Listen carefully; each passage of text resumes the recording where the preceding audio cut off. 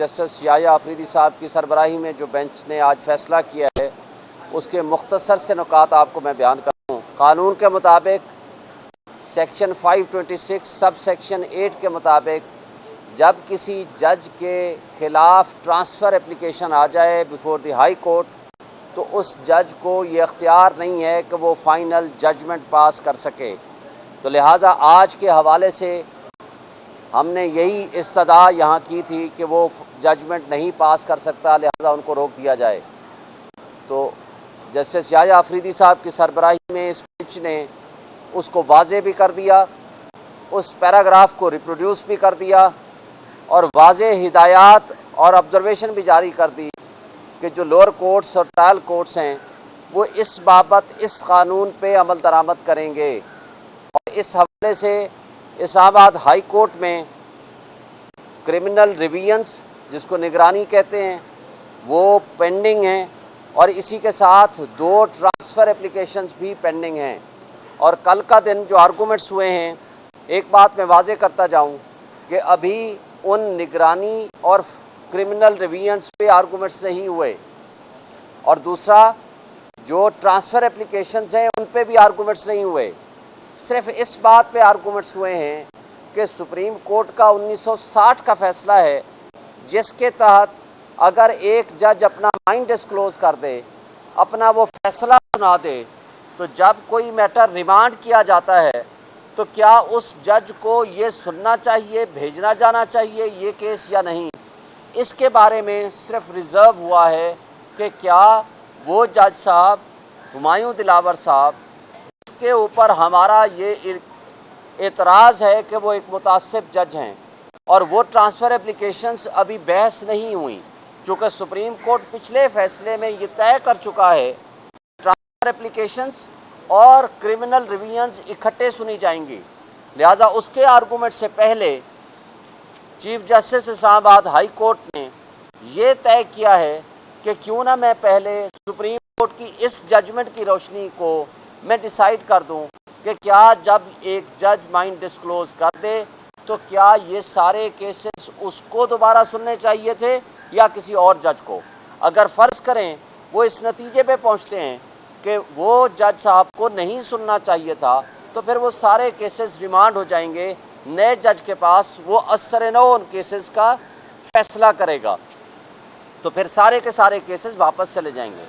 दूसरा एक एस्पेक्ट ये है कि अगर फ़र्ज़ करो चीफ जस्टिस साहब ये फ़ैसला करते हैं कि नहीं मैंने केसेस को सुनना है, तो फिर वो ट्रांसफ़र एप्लीकेशन भी साथ सुनेंगे और वो क्रिमिनल रिवीजन्स भी साथ सुनेंगे।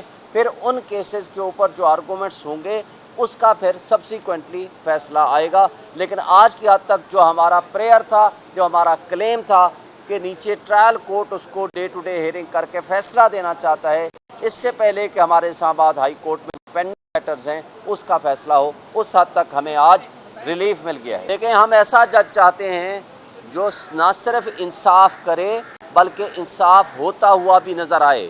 ये सेटल प्रिंसिपल है। ये हुमायूं दिलावर जज साहब, इनके ऊपर हमारे कई एतराज़ात हैं।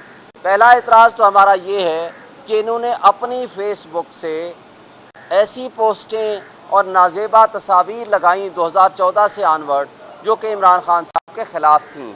तो नेचुरली एक शख्स अगर आपसे नफ़रत करता है या तासुब रखता है तो उस शख्स को उस केस में मुंसिफ नहीं होना चाहिए। दूसरा हमारा रिपोर्ट के बारे में आपको बता दूं, रिपोर्ट ने ये नहीं कहा कि ये गलत कह रहे हैं, रिपोर्ट ने सिर्फ ये कहा है कि वो इस वक्त पोस्टें डिलीट हो चुकी हैं, अवेलेबल नहीं हैं। अगर पोस्टें डिलीट हो जाएं तो क्या FIA के पास कोई मेकनिज़म है कि वो उसको रिवाइव करा ले। वो रिवाइव कराने का एक तरीक़ाकार और मेकनिज़म मौजूद है, उसके लिए 1 महीने का टाइम भी है और 90 दिन का टाइम भी है, और वो FIA ने अभी अडॉप्ट नहीं किया। दूसरा हमारा उनके ऊपर एतराज़ है कि जब खान साहब नैब की कस्टडी में थे 2 दिन के लिए, तो ये जज साहब अपनी अदालत लेके उस थाने में चले गए जबकि उस केस से इनका सच ताल्लुक़ नहीं था। मैक्सिमम ये हो सकता है कि कोई शख्स अगर जेल में हो, मुल्ज़िम जुडिशल कस्टडी में हो, तो वहाँ अदालत लगाई जा सकती है with the order of the government, लेकिन ऐसा नहीं होता। कि फ़िज़िकल कस्टडी में किसी थाने में या किसी फ़िज़िकल कस्टडी में कोई एक्यूज़ हो तो वहाँ अदालत लगाई जाती है। फिर तीसरा एतराज़ हमारा ये है कि जब हम एक लिस्ट ऑफ विटनेसेस देते हैं जो कि एक्यूज़ का राइट होता है, जब प्रोसिक्यूशन लिस्ट ऑफ विटनेसेस देती है और उसके ऊपर एविडेंस लीड होती है तो मुल्ज़िम को 342 की स्टेटमेंट में हक दिया जाता है। क्या आप अपने दिफा में कोई गवाह पेश करना चाहते हैं? और हमने लिख के दिया है कि हम गवाह पेश करना चाहते हैं। और 12 बजे उन्होंने कहा कि 1:30 बजे अपने गवाह ले आइए, लेकिन 1.5 घंटे के बाद जब हम जाके एप्लीकेशन देते हैं कि जनाब हमारे गवाह कराची में हैं, उनको कम से कम 2 दिन या 1 दिन का वक्त दे दीजिए ताकि उनको हम वहाँ से बुलवा लें, तो वो कहते हैं अब ये इर्रेलेवेंट है, ये आप लीड ही नहीं कर सकते। ये फ़ैसला मुल्ज़िम ने करना होता है, ये फ़ैसला रिस्पोंडेंट ने करना होता है। ये फ़ैसला कभी अदालत उस वक्त नहीं कर सकती कि नहीं आपका इससे कोई ताल्लुक़ नहीं है। हाँ, जब एविडेंस आ जाए, जिरा हो जाए, फिर ये जज फैसला कर सकता है कि कौन सा पोर्शन उसमें रेलिवेंट है, कौन सा नहीं है। उसके अलावा जब पिछली दफ़ा इस्लामाबाद हाई कोर्ट के चीफ जस्टिस ने 7 दिन का टाइम दिया कि आप इस केस में फ़ैसला करें, तो बग़ैर सुने 4 दिन के अंदर अंदर उन्होंने फ़ैसला हमारे पास एक खिलाफ एक्स पार्टी कर दिया।